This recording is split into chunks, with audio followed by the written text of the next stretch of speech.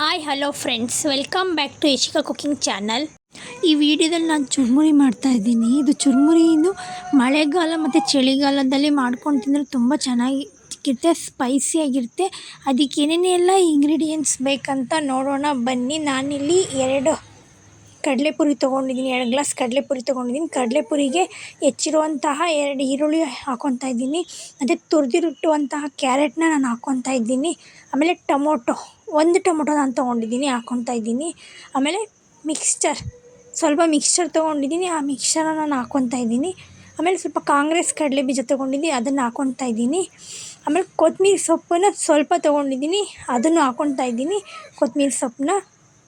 ಆಮೇಲೆ ಅರ್ಧ ಹೋಳು ನಿಂಬೆ ಹಣ್ಣನ್ನು ಹಿಂಡ್ಕೊತಾ ಇದ್ದೀನಿ.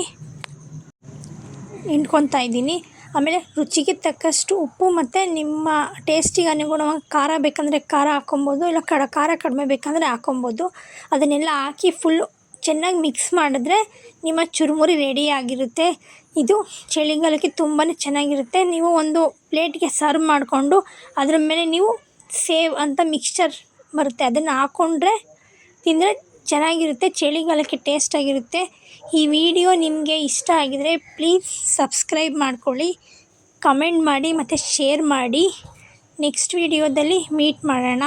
Bye friends.